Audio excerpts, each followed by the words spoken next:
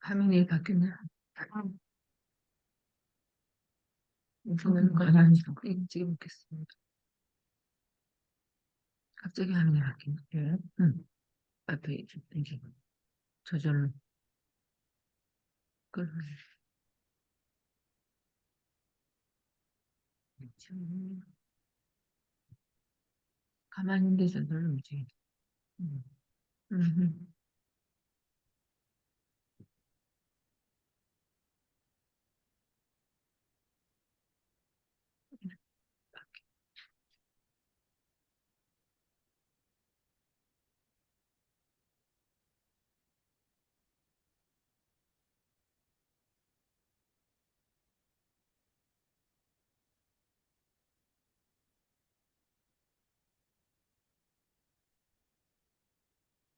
인사라고 하시죠. 알겠어요. 여기는 문 앞에서 식당하기. 잠깐.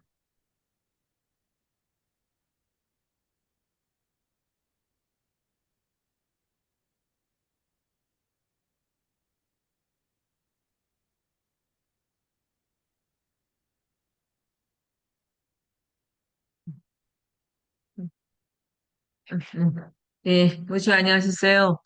지난해, 지난해 제가 무채복경 강의를 했는데, 이번 학기에도 좀 쉬고 싶었는데, 또 무채복경 끝나고 또 의암성사법서를 계속해서 해달라는 요청을 받았어요. 그래서 또 준비를 했는데, 여러분과 함께 이 한 학기 동안 이 성사님 법서를 공부를 하도록 하겠습니다. 근데 선도에 공부하시다 보면은 이제 동경대전 용담유사, 세월신사 법설, 의암성사 법설을 이리관지 하나로 이렇게 꿰뚫어내듯이 공부하지 않으면 중간에 막혀요.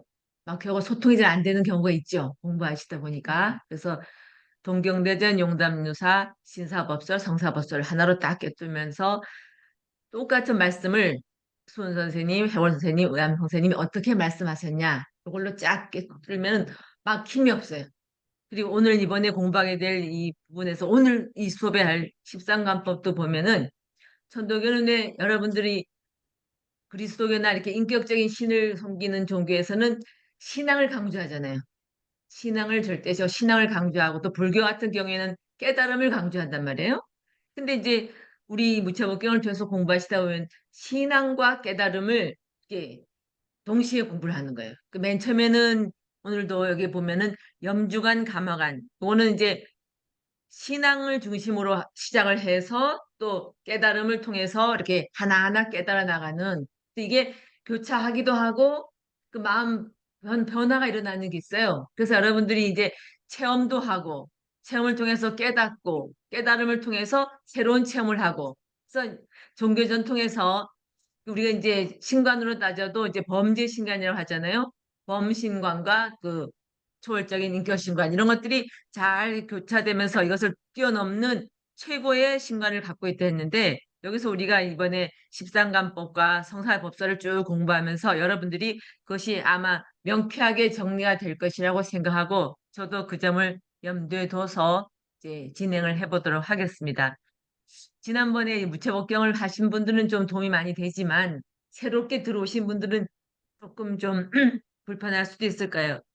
십상관법은 우리가 진리를 깨달아 나가는데 우리가 생각하는 관법이에요. 제일 첫 번째가 염주관 감화관이라 했죠. 그러니까 주문을 생각하여 보는 것과 감화함을 보는 것. 그러니까 주문은 여러분이 지난번에 이제 배우실 때 하느님을 지극히 유하는 글이라고 했죠. 그래서 우리 천도교에 입도하시면은 주문을 받잖아요. 주문을 받아서 한평생 주문 공부를 하고 주문의 21장 이치에 따라서 공부를 해 나가는데 맨 처음에 여러분들이 공부할 때 주문을 막 열심히 외우잖아요. 주문이 지극히 하느님을 위하는 글로서 하느님을 위하는 마음으로 주문을 외운단 말이에요. 여기 되면 감화함을 보는 것. 여러분들이 하느님의 감흥을 이제 느끼게 되는데 그런 체험들이 많이 생겨나거든요. 근데 그게 이제 맨 처음에 여러분 주문을 열심히 지극한 정성으로 외우게 되면 제일 처음 느끼는 게 하늘님 모심을 체험하는 게 강령 체험을 하게 되거든요. 선생님 두 분 선생님들 저기 혹시 강령 체험 하셨어요? 우리 저기 종합대학 수련 아직 그 약간 좀 부족한 0.2% 부족하신 모양인데 예? 우리 무서워요. 아, 무섭지 않고 아주 자연스럽습니다. 저도 다 했고 수없이 그런 체험을 하고 그게 또 자유자재 아주 스스로 뭐 이렇게 다 컨트롤도 되고 자유자재 이게 전혀 부담 갖거나 두려워할 필요가 없어요. 자기 안에서 하늘님을 모셨다는 것을 체험하는 단계고 그 체험 시천주를 완전히 체험함으로써 하늘님과 나의 관계도 형성되고 또 그것이 나란 존재에 대해서도 새롭게 깨달음이 오고 그다음에 모든 것이 이제 바뀌는 거예요. 교회 다니셨던 분들 이 거듭난다는 말씀 많이 하잖아요. 이전의 나와 지금의 내가 완전 다른 그런 체험을 이제 하시게 됩니다. 그래서 학교에서도 이제 그게 원래 뭐 진짜 성령 체험 같은 게 있잖아요. 네네. 그게 좀 잘 안 되는 사람이 있거든요. 제가 그런 사람이었는데 아하. 요가 수도 역시 잘 안 된다고 생각하시는데 안 된다고 생각하지 마시고 사람은 다 똑같아요. 근데 이제 마음 먹기가 중요합니다. 그래서 안 될 거라고 생각하지 말고 사람은 다 똑같은데 다 모신 하느님이 있고 그럼 하느님을 지극히 귀하는 마음으로 주문을 외웠을 때 방법 이런 거 있죠. 세세하게 이제 말씀도 드리고 이제 수련을 지도하는 분들의 얘기를 잘 들으면서 그렇게 따라가면은요. 보통 이제 일주일 안에 한 3일쯤 지나면 대체적으로 다 강령 체험을 해요. 그래서 교회 다니는 사람들을 열심히 기도해도 성령 체험이 안 됐는데 천덕이 오셔가지고는 대체적으로 3일 지나면 거의 다 100명이면 한두 명, 세 명 빼놓고는 다 강령 체험을 해요. 놀라운. 근데 있었잖아요. 이번에 또 붙여서 근데 그게 이제 나중에 그 이제 알려드릴게요. 왜 안 되는지도 한번 따져볼 일이에요. 안 될 수가 없는 게 안 된다니까. 안 될 수가 없는데 그렇게 또 열심히 하시는데 왜 안 되겠어요? 됩니다. 제가 정말 안 된다는 게 난 또 이상하네. 막그 저기 막그 랄라라 막 이게 있거든요. 그런 거는 그런 얘기 그, 있는데 예, 방언은 학교에서도 안 돼. 그 방언 이런 문제가 아니라 뚜렷이 하늘의 모심을 몸과 마음으로 증험하는 아주 뭐 엄청난 마음이 일어나고 그 의식이 완전히 고양되는데 이건 엄청난 저기 향상이 됩니다. 그거를 안 하면은 천도교하는 의미가 없어요. 네, 천도교를 하시게 되면은 제일 먼저 이제 주문 받았잖아요. 주문을 읽잖아요. 지극히 하늘님을 위하는 마음을 주문하면은 아주 누구나 모든 사람이 하늘님 오심을 쉽게 체험할 수 있기 때문에 천도교의 정말 의미가 있는 거예요, 사실은. 예, 특별한 사람만이 되는 게 아니라 누구나 가능하다는 거. 그리고 그렇게 힘들지 않아도 자연스럽게 된다는 거. 그거는 제가 나중에 자세히 또 개인적으로 말씀을 드릴게요.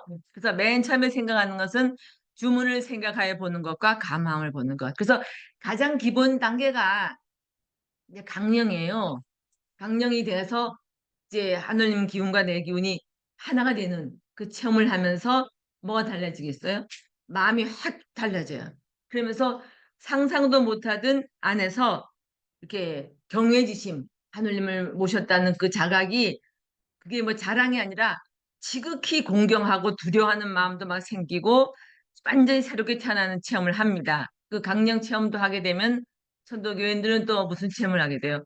하느님과 말씀을 주고받는 강화 체험도 하게 되고 그 다음에 이제 영부 체험까지 이제 합니다. 이게 수도의 높은 단계가 아니라 시천도 단계에서 체험하는 아주 기본적인 그 공부 방법이에요. 공부 과정에서 강령, 강화, 또 영부 이 체험은 누구나 좀 할 수 있어야 되고 해야지 그 수행자로서의 어떤 출발이 이루어집니다. 안 그러면은 답답하잖아요. 좀 답답하시죠? 네네. 답답하죠. 원래 이게 붙여 있었잖아. 그래서 이게 좀 또한데 그렇지가 않습니다. 그 아주 누구나 할 수 있는 그 법이고 강령법 그거는 통해서 제가 나중에 따로 만나서 말씀을 드릴게. 안 된다는 게 전 이상하네요. 정말 누구나 쉽게 할 수 있습니다. 뭐가 문제인지를 한번 짚어보면 되겠어요. 그래서 제일 처음에 수도할 때는 이제 이거 신앙 단계겠죠? 주문을 쭉 외우고 그다음에 하느님의 감흥을 느끼는 감화함을 보는 것. 요게 이제 출발입니다. 그래서 강령이 뭐예요? 궁극적인 목표가 아니라 입문이에요. 드디어 도문에 들어가는 거예요. 도를 닦는. 그렇게 해서 이제 시작되는 거고요. 그 다음에는 이제 나를 없다고 보고 하늘을 있다고 보는 것. 이건 뭐냐면 여러분들이 이제 하늘님 모심이 되면 그 마음 상태가 어떻게 되냐면은 모든 것이 하늘님이 하시는 거구나. 그러니까 내가 한다고 생각하고 내가 있다고 생각하고 내 중심으로 그 나라고 생각할 때 이때 나는 뭐예요? 육신의 나죠. 육신의 내가 뭘 다 한다고 생각하고 내 마음대로 뭘 한다고 하는데 사실은 내가 하는 게 아니라 보이지 않고 보이지 않는 존재이면서 하느님이 모든 것을 간섭 명령 통일하는구나라는 것을 본인이 확실하게 깨달아요. 그 체험을 통해서 깨달음으로 나아가요. 이걸 깨닫지 못하면은 사실 수박 겉핥기만 하는 거지 수박의 맛을 진리의 맛을 아직 모르는 거예요. 천도기의 맛을 아직 못 느끼는 거예요. 그 맨 처음에 그때 마음 상태가 이제 달라지는 거예요. 그럼 어떻게 나라는 것이 아니라 모든 일체를 하느님이 하시는구나 라는 생각을 하게 돼요. 자연스럽게. 그러니까 전부 나만 있고 하늘을 모르니까. 근데 알고 봤더니 하느님 체험하면서 내가 있는 것이 아니라 진정한 것은 하느님이구나. 하느님을 이제 그때부터는 모든 것이 하느님 생각으로 하고 하느님만 있다고 이제 생각하는 거예요. 마음이 이렇게 달라집니다. 그다음에 그다음에는 또 어떻게 돼요? 나를 있다고 보고 하늘을 없다고 보는 거. 요때는 뭐예요? 요 나는 어떤 나가 되겠죠? 이 육신의 내가 아니죠. 하느님이 모든 걸 한 줄 알았더니 그 하늘이 누구예요? 하늘이 바로 나였구나. 라는 깨달음에 도달하는 거예요. 그러니까 나를 있다고 보고 하느님을 없다고. 하느님이 다 한다고 하는데 그 하늘이 뭐냐? 하늘이 바로 나였구나. 이런 깨달음으로 마음이 이제 바뀌는 거예요. 근데 여기서 보면은 이제 간단하게 이제 개념 정리를 하고 내용을 말씀을 드릴게요. 그러면 이제 성품을 없다고 보고 마음을 있다고 보는 것. 그러면 어떻게 되겠어요? 여러분, 성품이 뭔지 알겠어요? 전혀 모르잖아요. 성품이 어떤지. 마음은 어떻게 하늘의 마음이 생겼을까? 마음이 작용하고 마음이 헤아리고 마음이 느껴지고 마음으로 다 할 거 아니에요. 그러니까 성품은 모르니까 성품은 없다고 보고 마음만 있는 줄 알아요. 마음을 있다고 보는 거죠. 모든 것이 마음 작용이구나. 마음이 하는 거로구나. 이 마음 얘기만 하는 거예요. 그때부터는.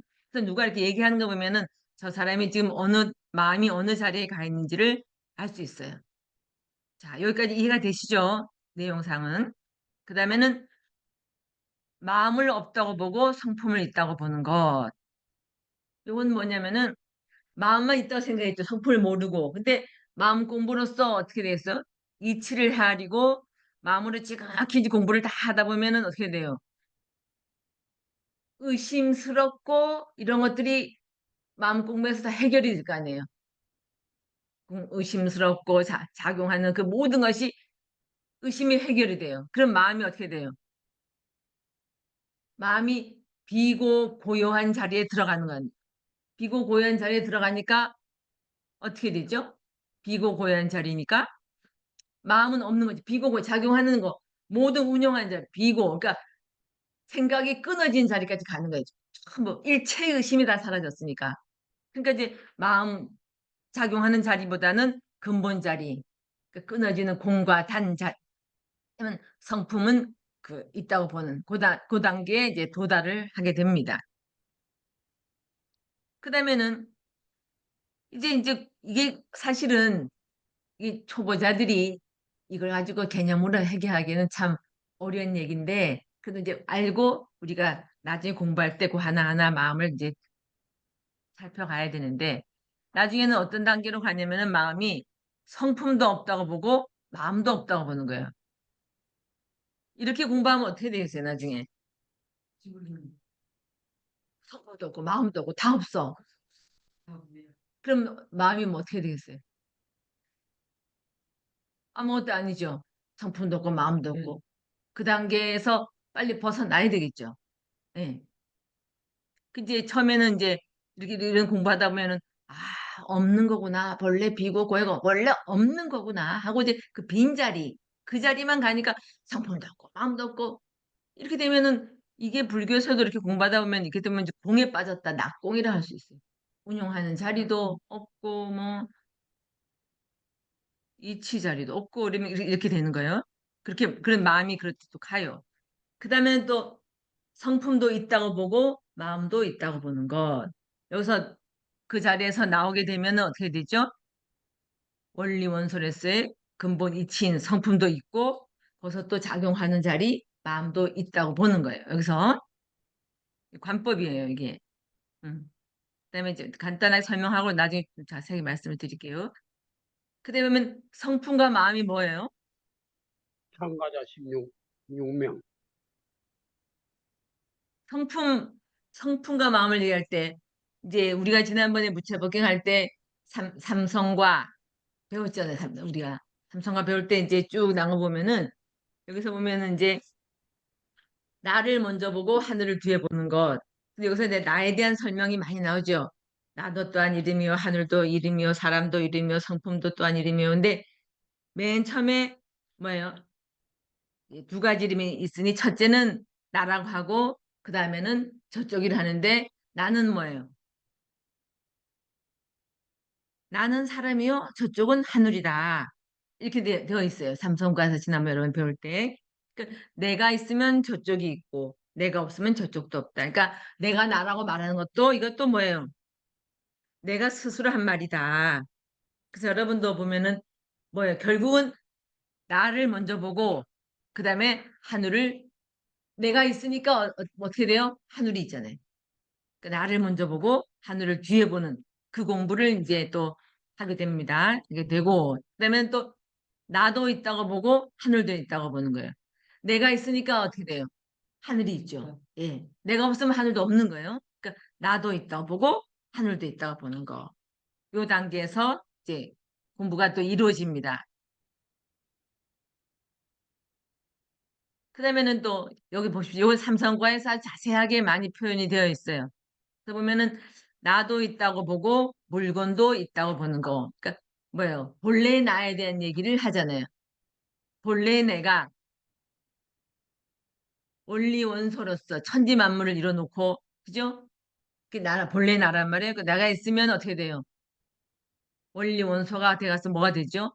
만물이 이루어지잖아요. 그러니까 이 물건이라 할 수도 있고 만물이라고 할 수 있습니다. 그러니까 나도 있다고 보고 본래 내가 있어 만물도 생겨나는 거죠. 그 물건도 있다고 보는 거. 이렇게 해서 이제 공부를 한다면은 이렇게 되면은 진리를 깨달아지게 되니까 모든 것들이 나로 말미암아 일어나는 것이기 때문에 이제 자유를 보고 자용을 본다 이렇게 표현을 했는데 사실은 이제 운용하는 자리 모든 것들이 자유롭게 근본에서부터 비롯된 것 이것이 어떻게 또 쓰여지는 거 이런 것들을 전부 우리가 깨달을 수 있는 단계입니다. 이건 그다음에 중생을 보고 복록을 보는 거 이거는 여러분 내가 나라는 생각에 사로잡혀 있는 게 아니라 진정한 나를 깨달으니 뭐가 돼요? 천지 만물이 나 아닌 게 없죠. 온 인류가 나 아님이 없죠. 그러니까 중생을 보고 복록을 보는 것. 이렇게 되면은 우리 의식이 개인에 머물지 않고 천지 만물이 나 아님이 없고 모든 생명이 나 아님이 없다는 것을 느껴요. 이렇게 되면은 인류를 생각하게 되고 또 온 천지 만물을 생각하게 됩니다. 그러니까 중생을 보고 또 복록을 본다. 그러니까 이런 것들이 자유자재, 자용 이런 것들을 깨달은 다음에 느껴질 수 있는 마음입니다. 그 다음에 세계를 보고 극락을 보는 거. 이렇게 되면은 우리의 마음을 어떻게 보냐면 여러분들 보세요.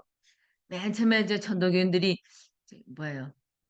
지상천국 건설, 광재창생 이런 말 많이 쓰죠. 앞에 광재창생은 여기 보면은 이제 중생을 보고 복록을 보는 거, 창생을 원하는 그런 마음도 생기고 그다음에 되면은 여기서 이제 지상천국 건설도 얘기하는데 세계를 보고 극락을 보는 것 이런 마음으로 이렇게 바뀌어 갑니다.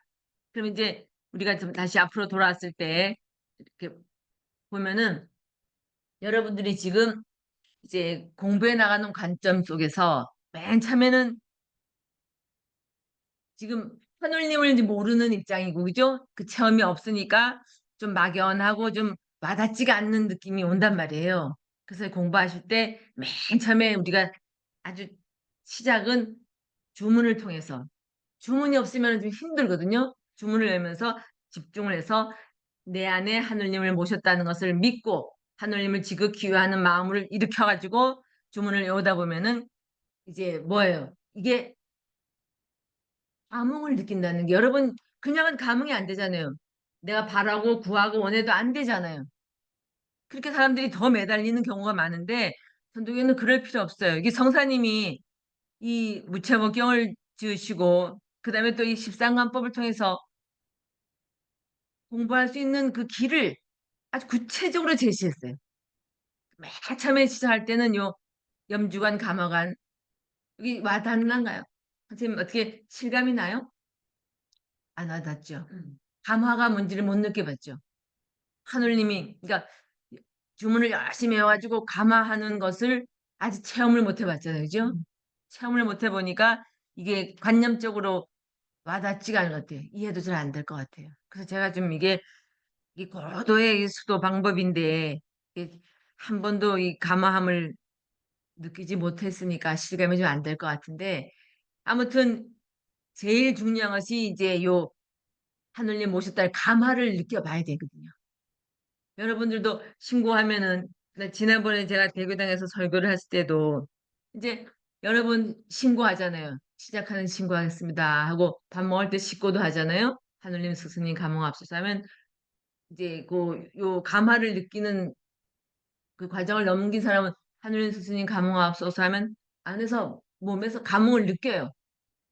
그 기운이 작용하고 마음속으로도 일단 몸과 마음으로 이게 느껴지거든요. 그냥 막연하게 감흥하시겠지가 아니라 이렇게 감흥하시는구나 이걸 느껴요. 또 우리 몸이 이 몸이 물질이고 이게 아니라 몸이 신령한 존재라는 거 있죠. 몸이 영체라는 거 이것을 실감할 수 있어야 됩니다. 그래서 선생님도 답답하실 텐데 아무튼 요 단계를 아주 우리가 좀 구체적으로 한번 논해 봐야 되겠네요. 아니 주문 공부하면서 주문 만나 주문 공부하면서 감화를 느껴본 적 있어요? 하나님이 이렇게 감흥하시는구나 하고 내 몸과 마음을 통해서 내 삶을 통해서 이렇게 감화하는 것을 못 느끼면 답답하잖아요. 허무하잖아요. 공허하고 그 신앙이 잘 안 되잖아요. 그죠? 신앙이 잘 안 되죠. 예. 그래서 신앙이 시작되려면 뭐 요런 감화함을 느낄 수 있으면은 하늘님, 스승님 감흥합소서 하면 보면 감흥이 딱 돼요. 학교에서 오래 젖어갖고 이게 안 되나 이런 느낌이야. 기독교에 졌든 상관없어요. 마음은 다시 시작하면 되니까. 기독교를 하든 불교를 하든 무엇을 하였든 습관이 이제 마음 작용이 습관이 좀 돼 있겠죠. 마음 그동안 쓰고 생각했던 게 이제 자꾸 하늘님을 몸 밖에 두고 멀리 생각하는 게 이제 원래는 그쪽 그렇게 생각했을 거 아니에요. 근데 천도교 하시면서 내게 모시고 있다. 내 안에서 찾는 걸로 아주 가까이서 내 안에서 하늘님, 스승님, 감흥합수 하면 안에서 그 몸이 반응을 해요. 그러니까 강령이 돼야지 가능이 됩니다. 그냥 막 하려고 애쓰는 거지. 아니, 애쓰다 보면 문득 돼요. 그래요? 이게 뭐 한 단계 한 단계가 아니라 제일 제가 말씀드리고 싶은 거는 물이 100도가 돼 끓거든요. 근데 차원 변화가 기체가 돼요. 노력을 하면은 이제 따뜻해지잖아요. 차가운 물이 따뜻해지다가 뜨거워지다가 임계 포인트를 탁 지나면은 기화가 되잖아요. 끓잖아요. 우리가 여러분들 주문을 하십니다. 나름 열심히 하셔요. 열심히 하셨는데 왜 안 되지 하는데 그게 따뜻한 정도인지 뜨거운 정도인지 거기까지는 갈 거예요. 근데 조금 더 해서 탁 100도가 돼야지 끓는 것처럼 그렇게 돼야지 감화가 돼. 느낌 이제 뭐랄까 변화가 일어나기 시작하는 거예요. 그러니까 그게 이제 부탁드리고 싶은 거는 주문을 외우되 지각한 정성으로 계속 하는 거 있죠. 이게 정성이거든요. 계속하고 공경하는 마음을 가지고 계속 위하는 마음을 가지고 계속 할 때 그게 이제 변화가 일어나는 거예요. 감화가 되는 거예요. 그거는 그렇게 뭐 인생을 두고 하고 다니고 주문의 힘이 있기 때문에 정말 하시게 되면은 그 일주일만 보통 사람들 보통 근데 그게 도움이 되는 건 뭐냐면 강령을 자유자재할 수 있는 수련을 많이 한 사람, 주문을 많이 해온 사람하고 같이 들어가서 하잖아요. 그럼 수월해요. 이 기운이 파동이 일으키니까 수월한데 다 초보자들만 있으면 이렇게 하면 좀 냉랭한 데서 이렇게 하다 보면은 조금 힘들긴 한데 주변이 후끈 다른 데서 하면은 좀 수월하긴 하죠. 근데 아무튼 뭐 이거는 그렇게 어려운 문제가 아니에요. 이건 시작이거든. 기독교 오래 하셔도 마음 바꾸시면 돼요. 멀리 생각하지 마세요. 모셔지고 있다. 하느님이 내게 모셔져 있고 나는 하느님을 모신 존재다.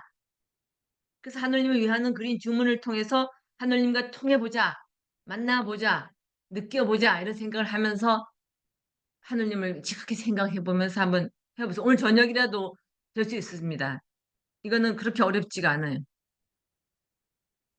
뭐 어느 순간 집에서도 혼자도 되는 경우 많아요. 그러면 그냥 감사합니다 하고 받아들이면 돼요. 그리고 이제 그 오는 그 감화함을 보는 것은 꼭 한번 느껴보셔야 됩니다. 그래야지 진정한 신앙인으로서 그러니까 거듭나게 되는 거죠. 그 재미가 있어. 그러면 재밌어요. 그렇죠. 그렇게 만약에 내가 그 체험을 하고 하나님이 내가 하나님의 그 실제로 보신 존재고 또 하나님이 나와 함께하고 그렇죠. 나의 그 모든 마음속에 이렇게 주관하고 계시다는 걸 느낀다면 그것처럼 재미난 일이 어디 있겠어요? 그렇죠. 그래서 손 선생님이 금을 준들 바꾸었으냐, 은을 준들 바꾸었냐. 온 세상 다 준대도 이 마음 안 바꾸죠. 자기 존재가 슬프고 괴롭고 답답하고 뭐 이런 나쁜 생각이 일체 사라지고 오직 감사하고 기쁘고 아주 정말 여러분 맑고 순수하다는 거 있죠. 우리가 생각하는 지극히 맑고 순수한 우리가 어린아이만 봐도 너무 순수하잖아요. 근데 갓난아이는 더 순수하죠. 그런 마음, 그 마음을 회복하는 거예요. 우리가 나이가 들면 오래 살다 보면 뭐 이런 생각이 쌓인 게 많잖아요. 이게 갓난아이의 마음을 회복하는 거예요. 갓난아이 같은 마음. 아주 순수하고 믿고 곱고도 없고 좋고 나쁜 것도 없고 욕심도 없는 그 순수한 마음 있죠. 회복해요. 시천주는 그러니까 내게 모신 하늘님 마음을 회복하는 거예요. 그럼 그 마음은 신령하기 때문에 어디 묶이거나 이렇게 답답하게 막히지가 않아요. 순수하니까 욕심이 없으니까 바라고 구하는 것도 없어요. 마냥 좋은 그런 것처럼 그런 마음이 어린아이 같은 마음으로 달라지면은 마음이 바뀌면요 얼굴이 바뀌어요. 표정도 싹 달라지고 그건 정말 이루 말할 수 없는 그 축복이에요. 경지로 그게 엄청난 어려운 게 아니라 그게 시작이에요. 그게 도문에 들어서는 시작입니다. 그러니까 처음으로 하느님을 이렇게 느낄 수 있는 그런 단계입니다. 감화함을 보는 것. 그러니까 이제 주문 공부를 있게 하면 뭐 주문 공부를 열심히 해야죠. 그리고 그 이해하기 위해서 경전 공부도 하고 이런 공부도 하는 거예요. 마음을 어떻게 쓰느냐에 따라서 체험이 달라지니까. 근데 가장 기본은 주문을 생각해 보는 것과 감함을 보는 것. 이게 출발입니다. 근데 난 답답하네. 그게 왜 안 되지? 근데 뭐 저만 그러겠습니까? 여기 딱 뒤에 선생님도 이러면 진대 안될 많을 것 같은데 저걸. 제가 봤을 땐 참여이 많고 좋은 생각을 많이 해서 그런 것 같아요. 아니면 아니 본인은 그거는 뭐 하셨어요? 본인은 굉장히 열심히 근데 저는 할까 말까 하더라고요. 아, 그러니까 네, 네. 아니, 그래서 분위기를 타서 네, 아 내가 차이가 거예요. 아주 교차하는 과정에 네. 아니 그거는요 교회를 다녀보면요 방언 터진다고 옆에서 막 하면요 나도 방언 안 하면은 뭐 병신 같아가지고 이상한 소리 내고 그래요. 그런 그런 분위기 아니고 근데 그것도 자기도 그렇게 되는 거예요. 아니 근데 그런 분위기 열정 이런 것도 좋은데 진짜 한번 해봐야 되겠다는 마음 있죠. 그 마음으로 이랬다 하고 바깥에 분위기 느끼는 건 내 마음이 어디 갔어요? 바깥을 향했죠. 안에 집중해야 돼요. 그 집중을 하란 말을 하잖아요. 신경이 바깥에 써서 남을 의식하거나 바깥에 문제에 마음을 뺏긴 거 아니에요, 바깥으로. 집중을 해야 됩니다. 내 안으로 집중해서 안에서 집중을 해야 돼. 집중하고 맘 먹고 한번 하시면요. 정말 같이 하고 싶네요. 그게 왜 안 되지? 들어보고 싶고 아니 주문 소리 들어보면 알잖아요. 집중이 됐는지 안 됐는지 집중을 하고 이렇게 하게 되면은 그건 아주 네, 네. 그리고 가만 가망하고 강림은 같은 말인가요? 예, 비슷하게 봐야죠. 예, 예. 이 가망은 강령 체험을 해야지만 할 수 있는 걸까요? 아니, 우리가 왜 마음을 어떻게 썼을 때 이렇게 주문을 지어게 오는 과정에서 나타나는 다양한 변화들 있죠. 내 마음을 감사함을 느끼고 또 참회하는 것도 있죠. 주문이 오는데 왜 옛날 잘못한 게 생각납니까? 내가 이 자리에서 주문이 오는데 어렸을 때 잘못한 것, 또 누구한테 가슴 아프게 한 것들이 막 떠오르고 참회를 하잖아요. 제일 먼저 시작되는 건 참회예요. 강령을 아무만 해도 강령 되기 전에 단계가 있어요. 참회 과정을 거쳐요. 참여를 하고 싶다 하는 것도 아니에요. 주문 찍게 오게 되면은 제일 처음 느껴지는 건 반성과 참회가 생겨요. 내가 뭘 잘못했는지 저절로 떠올라요.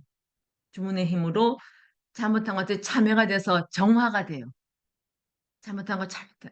죄송합니다. 감사합니다. 미안합니다. 이렇게 그렇고 후회되는 거 있죠. 부모님께 좀 버릇없이 구른 거, 누구 가슴 아프게 했던 거, 친구한테 상처 줬던 거 이런 것들이 자기는 주는 줄도 모르고 했는데 어머 그게 상처겠구나. 이게 아팠겠구나. 마음으로 내가 잘못했구나. 이런 것들이 막 생각나요.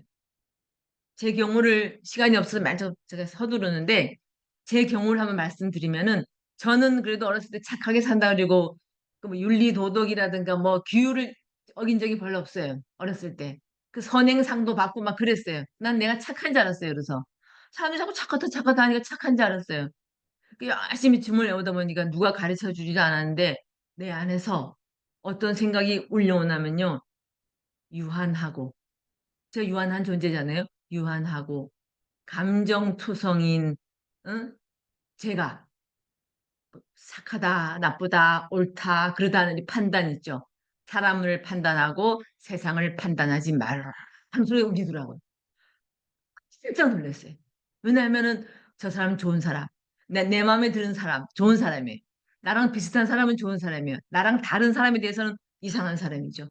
그리고 또 잘못된 사람이라 보는 그 기준, 내가 세상을 판단하고 사람을 판단한 이 기준이 불완전하다는 반성을 못 해봤어요. 난 학교에서 배운 대로, 뭐 아는 대로 이게 옳은 줄 알고 이 잣대로 세상을 판단하고 사람을 판단하고 살아왔는데 그 반성을 내가 산에서 지기금지를 외우면서 그게 떠오를 줄은 상상도 못했어요. 유한하고, 그지? 37년 됐어요. 올해 딱 37년. 37년 전에 37년이면 그때가 20대였었나요? 30대였어요. 30대 초반이었어요.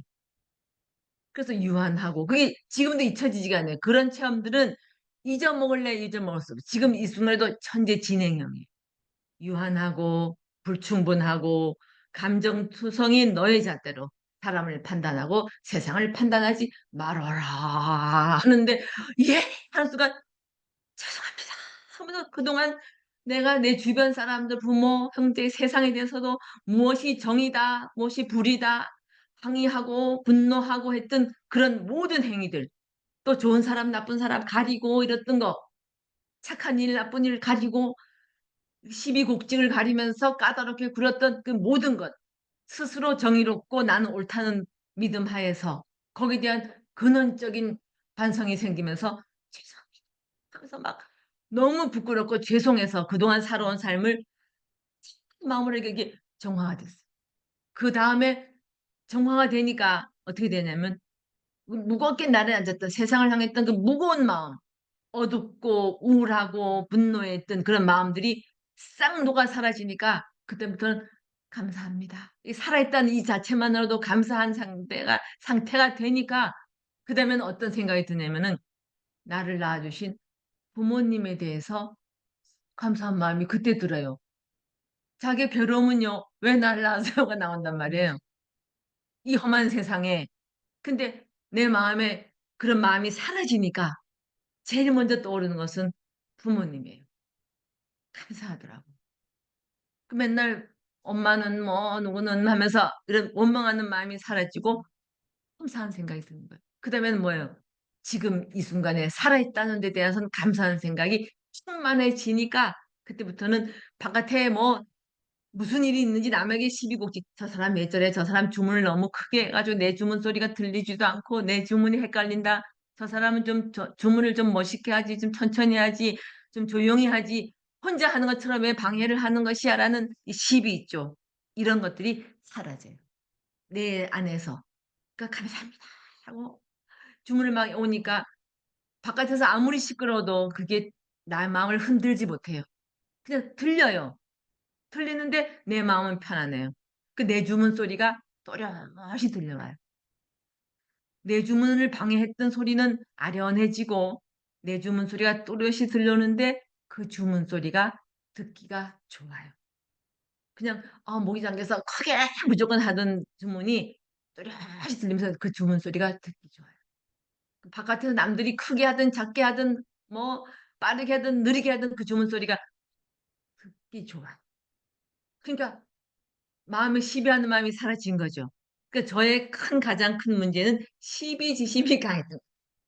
왜냐면 제가 전공을 철학했으니까 따지기 좋아하고 시비하는 것이 전공이에요. 근데 그동안 너무 많은 시비를 통해서 너무 많은 사람들에게 상처를 줘가지고 참회와 속죄를 할 수밖에 없는 거예요. 그런 것을 통해서 정화가 되면 그러면 어떻게 되겠어요? 하늘님 마음과 가까이진 거 아니에요. 등지고 살다가 방향을 하늘님을 위하는 마음으로 돌아선 거예요. 그러니까 하늘님과 가까이 되니까 친해지니까 통하게 되는 거예요. 통하는 게 하늘님 기운과 하나가 되는 것이 기화예요. 이것이 강령이에요. 강령 주문의 의미죠. 이해됐죠? 예, 이 과정을 거치는 게 제일 기본입니다. 예. 그러다니까 그동안 내가 뭐 한다고 하고 내가 잘났다고 생각하고 내가 뭐 한다 나라는 게 항상 있었잖아요. 내가 나는 이런 것들이 내가 하는 게 아니라 하느님이 하시는 거였구나. 알고 보니 세상은 이런 거로구나. 내가 하는 줄 알고 내가 내 멋대로 하는 이게 하느님의 감흥이었고 하느님의 좋아였구나. 딱 한 가지 말씀드릴게요. 저도 이제 신고도 드리고 마찬가지예요. 신고도 드리고 뭐 기원도 해보고 뭐 필요할 땐 도와달라고 기도도 하고 여러 가지를 해봤지만 되는 게 하나도 없었어요. 되는 게 없으니까 어떻게 돼요? 더 게을러지고 반항하는 마음이 생기죠.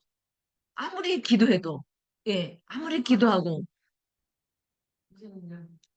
하기 싫죠. 네, 암만 해봤자 소용이 없는 것 같고 나는 왜 이러지? 하느님은 왜내 기도는 안 들어주시는 거야? 이런 반항하는 마음이 생긴단 말이에요. 그러니까 근데 저도 어렸을 때 내가 가장 원했던 그런 것들이 하나도 된 게 없었어요. 입학 시험 칠 때 신고 지극히 하고 했는데도 매일 떨어지거든요. 근데 훗날 그렇게 감흥한 걸 몰랐어요. 제가 갈 길이 아니에요. 제가 원하는 것이 제가 가는 길이 아니었던 거예요. 그래서 제가 그걸 좌절을 하고 포기하고 절망하고 다시 시작했는데 만약에 그게 됐으면 큰일 날 뻔했다. 이게 지금 더 고맙고 이 길이 내 길인 것을 훗날 알았어요. 그때는 거기에 내가 원하는 대로 다 됐으면은 내가 기고만장하고 이상한 데 가서 후회했을 거예요. 그 당시엔 좋았지만. 하느님 감흥하는 것은요, 이루어지는 것도 있고, 이루어지지 않는 것도 있어요. 근데 나중에 좀 더 이렇게 공부가 되면은, 이렇게 감흥하시는구나 하고 받아들이게 되고, 판단을 중지하고 지켜보게 되는 마음의 여유가 생겨요. 근데 처음에는 간절하게 좀 해보려고 좋은 마음 먹고, 열심히 해도 이 감화를 못 느끼면은, 왜 이러지? 하고 회의가 들죠. 회의가 들고, 반항하는 마음도 생기는데, 그 단계를 좀 지나서 좀 더 해보세요. 그러면 그게 의미가 있어요. 지금 그 상태가 굉장히 의미 있는 순간이에요. 저는 도대체가 나는 말이야. 내가 뭘 그리 잘못했습니까? 제가 얼마 전에 우리 추석인데 보름달 보면서 제가 다른 사람들은 순진하게 소원을 빌었는데 나는 따졌어요. 내가 뭘 잘못했어요? 내가 뭐가 문제 있죠? 내가 달을 보고 빈다는 게 싫어가지고 내가 따졌다니까요. 근데 그런 것들이 이제는 이렇게 말할 수 있을 정도로 여유가 있고 벗어났다는 거예요. 그러니까 여러분들도 공부하시는데 그런 과정이 있다는 것을 이제 알고 이제 반응하는 단계도 중요한 단계예요. 중요한 단계. 그것 또한 과정에 있어요. 사춘기 안 거친 사람 누가 있어요? 반응 안 한 사람 누가 있어요? 아무것도 모르면 아주 몰라서 순진하지만 하나하나 알아가면은 따지게 되고 따지다 보면 반항하게 되고 그 반항하다가 뭔가 다 하면은 마음을 탁 잡으면 그때는 이전의 내가 아니죠. 승화되는 삶을 살 수 있죠. 그래서 그 과정을 거치지 않으면은 너무 단순해서 너무 좀 그렇잖아요. 그런 과정을 다 거치는 게 중요합니다. 그래서 하늘을 있다고 보는 것은 우리가 마음이 그렇게 또 쓰여져요. 그다음에는 그 모든 것이 결국은 하늘도 모두 뭐예요? 나로구나. 원래 나를 이제 찾게 되는 거예요. 여러분 요새 이제 이 불교하시는 분들 요즘 이 시대의 트렌드가 뭐예요? 나를 깨닫는 공부 많이 하잖아요. 나는 누구인가? 요새 전부 다 나에 대해서 나는 누구인가? 뭐 종교에서 빌고 바라고 구하는 거 이제 의미 없다. 진정한 나를 깨닫는 것이 진정한 공부다 해가지고 동서양을 막론하고 나는 누구인가 하면 화두를 세워가지고 나를 깨닫는 공부를 하잖아요. 그 방법이 뭐 윗바사냐도 있고 뭐 가나선도 있고 뭐 많은 방법이 있잖아요. 근데 그 뭐 이렇게 명상 뭐 이런 또 바라보기 이런 여러 가지 방법을 가지고 이제 나를 찾아 떠나는 여행을 하잖아요, 지금. 근데 여기서 이제 나를 있다고 보고 하늘 없다고 보니까 하늘이 뭐냐? 그냥은 나다 하고 나를 찾기 위해서 이제 공부하는 그런 단계가 또 있는 거예요. 근데 요즘 세상 사람들은 그 이제 그 신을 생각하고 하늘을 믿고 뭐 바라고 구하는 감흥보다는 이제는 거의 나를 나를 찾아 떠나는 진정한 내가 누구인가, 나는 누구인가 이런 공부를 많이 하는데 요 단계에서 하늘은 없다 보고 나를 있다 보고 나를 깨닫자고 노력하는 사람들이 많아진 거예요, 요새는. 이런 사람들은 이런 것들이 와 닿겠죠. 우린 이런 공부도 또 해본 거예요. 그다음에는 또 그 성품은 없다고 보고 마음이 있다고 보고 성품은 없는 자리잖아요. 비고 고야하고 원리원소 자리잖아요. 그죠? 그러니까 이 자리는 느껴보지 못했으니까 마음 작용, 운영하는 작용만 느껴봤으니까 성품은 비고 고요한 자리니까 없다고 보죠. 없는 자리거든요. 그러니까 없는 자리는 아직 모를 때니까 성품은 없다고 보고 마음을 운영하는 자리고 운영하는 마음을 있다고 보는 그 단계 지난다면은 또 운영하는 자리에 또 근본은 뭐예요? 운영하기 이전 자리잖아요. 이전 자리. 그러니까 마음을 없다고 보고 이제는 성품이 있다고 보고 이렇게 자꾸 어떻게 되겠어요? 공부하는데 이 마음작용이 있다 없다 하는 거 있죠. 이런 것들이 바뀌어요. 한 가지만 하는 게 아니라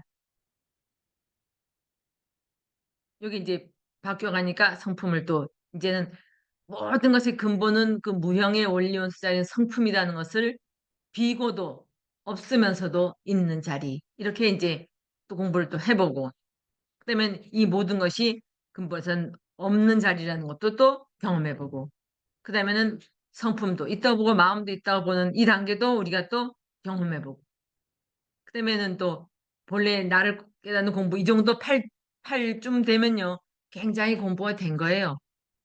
그래서 본래 나라는 것이 어떤 존재인지 나를 찾아 떠나고 나를 깨달아서 하다 보니까 나라는 것이 뭐냐 결국은 이 다 이름이다.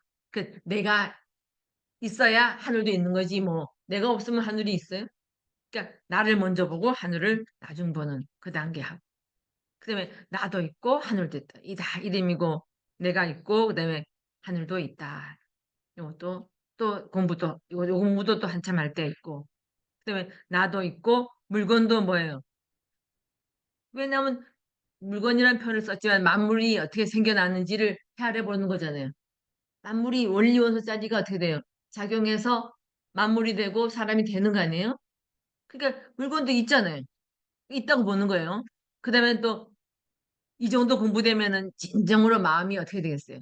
나와 하늘의 관계, 또 성품과 마음의 관계 이런 걸 다 깨닫게 되면은 진정으로 마음이 자유로워지고 모든 것을 자유자재, 자용 이렇게 되면은 우리 지난번에 의암 성사님은 왜 그런 말씀하셨죠?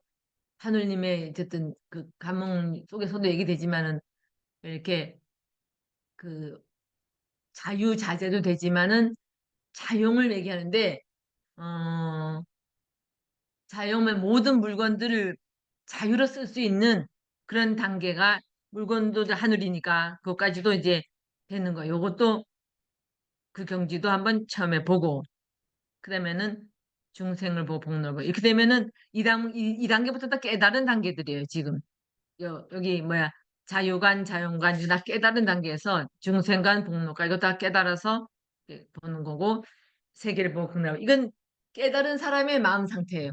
깨달아서 보니 이렇구나 하는 근데 것들을 그게 계속 유지되고 지속되는 건 아닌가 봐요. 아니 체험하고 깨달으면 달라요. 깨달은 건 이치도 완전히 밝아서 깨달은 거는 변함이 없어요. 그건 자유로운데 체험은 하잖아요. 영이 밝아져가지고 체험을 하면은 영이 어두워지면 그 상태가 사라지죠. 이치를 깨달으면은 그는 뭐 없어지고 사라지고 할 거 없잖아요. 이렇게 해서 공부를 이제 십상관법으로 진리를 깨달아 나가는 방법으로 이렇게 십상관법 어떻게 이걸 바라보느냐 관점으로 이렇게 짚어봤습니다. 근데 요걸 알고요. 나중에 공부하실 때 이제 아, 이 단계구나, 이 단계구나 하면서 이렇게 살펴보시면은 공부하는 데 도움이 될 겁니다. 근데 지금 뭐 깨달은 시작에서부터 깨달음에 이르기까지 다 헤아려 볼 수 있는 거죠. 나와 하늘의 관계, 성품과 마음의 관계, 또 그것을 다 깨달아서 진정한 나를 찾아서 그것을 또 어떻게 운영하는지, 그다음에 궁극적으로는 어떻게 되는지 이렇게 한 단계 한 단계 한 단계 쭉 훑어봤습니다. 시간이 이제 없어가지고 나도 막 서둘렀는데 조금 이해가 되나요? 어떻게 좀 어렵죠. 그래도 어려워요? 된다기보다 이 체험하고 내가 생각 속에 근데 마음속에 이치로는 어때요? 이치로는 이해는 되죠. 이해되죠? 기독교에서 이제 뭐 어떤 깨달음도 있었고 음, 나를 발견한 것도 있었고 이런 시절이 있었기 있었기 때문에 때문에 예. 근데 그것도 이제 그때는 좀 그랬는데 또 세월이 가면서 그런 그 감기업이나 그거는 보세요. 그때 이제 지금 시간이 좀 있지만은 그거는 마음 작용이거든요. 네. 마음 작용이에요. 마음으로 이제 이해도 되고 또 체험도 되고 사랑도 느끼고 이런 네. 마음 자론. 그러니까 기독교 하시는 분들은 마음의 차원 있죠. 마음 자리에서 오는 것들을 많이 체험도 하고 깨달음도 얻어요. 여기서도 이제 마음 작용, 마음이 있다고는 그러니까 하나님 마음짜리 있죠. 마음짜리 공부는 많이 해요. 근데 비고 고한 성품짜리에 대해서는 사실은 그런 이해를 못 해요. 예, 예. 그걸 불교 쪽에 이런 거 비고 고한 자리 그렇죠. 그래서 이제 불교 하시는 분들은 성품을 이것도 중요시 이제 여기죠. 원래는. 예. 그리고 기독교 하시는 분들은 운영하는 자리, 네네. 감화하고 사랑을 느끼고 베풀고 뭐 이런 자리, 마음자리 공부를 많이 합니다. 근데 불교 하시는 분은 그것이 근원적인 자리, 성품 자리, 그 자리, 그 비고 고한 그 자리를 공부를 많이 하거든요. 그러니까 천도교는 이제 그 두 가지를 다 하는 거죠. 예, 성품과 마음. 네. 성심이 이것이 본체, 음. 이것이 하늘입니다. 라고 예. 이제 하니까 공부가 이게 포괄적이죠. 네, 완전하죠. 많은데 예. 그걸 그냥 내가 내 속으로 끌어들이지 못하니까 좀 답답한 게 원래 있는데 개발을 못해서 그래요. 그런 거 근데 그 개발하는 방법도 이렇게 공부하다 보면요. 와 닿는 순간이 있어요. 그럼 그걸 계기로 확 열리기도 합니다. 진리를 추구하는 그 선에 있기 때문에, 이 환경에 있기 때문에 반드시 그 순간이 옵니다. 근데 너무 쉽게 오면은, 아, 별거 아닌 게 될 수 있어요. 근데 워낙 눈이 높아가지고 기대가 크니까 이게 지금 오래 인내를 필요로 하고 참고 기다리고 견디면서 지금 포기하지 않고 여기까지 오신단 말이에요. 그럼 어느 순간 불현듯 문득 왔을 때는 그 기쁨은 뭐 뭐 다른 사람보다 더 훨씬 크다고 제가 믿습니다. 예. 그래서 하여튼 요 십상관법을 한 시간 안에 간단하게 말씀을 드리느라고 이렇게 했는데 어느 정도 공감은 되죠? 네, 이해가 되죠? 되는데 되죠? 내가 이제 그걸 얼마나 하느냐? 예. 간직하고 이런 건 제가 교수님, 네. 그 마치기 시기 전에 네네. 그 이번 2학기 어떻게 계획하고 계시는지 강의 계획서는 다 배포가 됐는데 아마 그것을 이제 아직 숙지하지 못하신 우리 동덕님들을 위해서 과제에 대한 안내를 좀 해주셨으면 좋겠습니다. 네. 그거는 제가 사실은 이 내용을 전부 숙지하는 방법이거든요. 과제도 지난번에 저기 경전을 좀 쓰라 했잖아요. 그러면 쓰셔가지고 도움이 됐잖아요.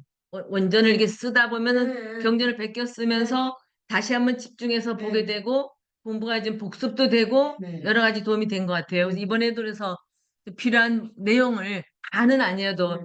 제가 나중에 그 따로 올릴게요. 그래서 좀 집중적으로 그 내용을 꼭 알아야 될 거는 쓰는 방법, 어쨌든 쓰고 해야 억지로라도 읽고 쓰고 이렇게 되지 그냥 과제가 그거 안 없으면은 되면 아예 지나가 버리죠. 예, 예.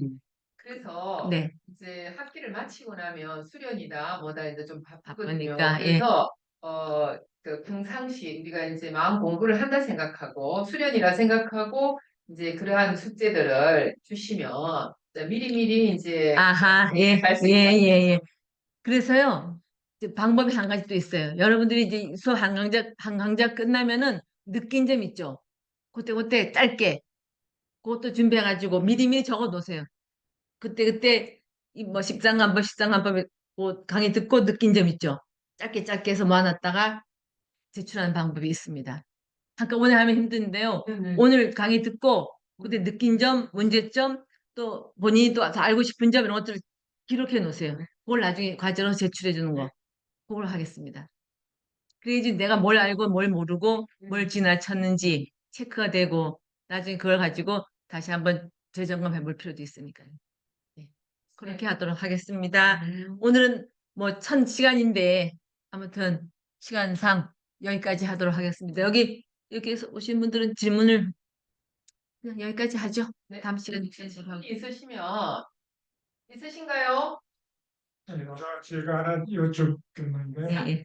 그러면 이제 강의 들은 것, 소감을 네. 제출하는 말씀이죠? 네네. 그때 예. 그때 적어놨다가 네. 나중에 이제 학기 끝날 때 네. 숙제로 내자 그 네. 말씀이십니다. 네네. 네, 다음 시간에 아니요, 그게 아니고 시간이 학기 중에 학기 끝나고 항상 과제물을 제출하게 돼 있어요, 저희가. 학기 끝나고 예, 학기 중에도 내주는 과제물이 12월 있고 경에 학기 말에도 이제 교수님에 따라서 좀 다른데 이제 그걸 한꺼번에 하려고 하면 힘드시잖아요. 이 시간이 학생들이, 지나니까. 그래서 네, 미리미리 네, 이제 네. 말씀을 시작하시면서 한번 하시는 거기 때문에 우리가 학기 말에 모든 강의를 다 그렇게 내는 겁니다. 아니요, 그렇으면 다르죠. 교수님에 따라서요. 아마 거의 다 내신다고 보시면 돼요. 그냥 느낀 점들은. 네. 그 느낀 점들은 본인이 이제 이게 훈련이 되면 참 좋아요. 그때 느낀 점을 예전 때는 그 의학성서법서를 주로 이제 그냥 우리가 베껴서 사경을 쓰면서 했죠. 이제 예. 했는데 이번에는 이제 강의를 들으면서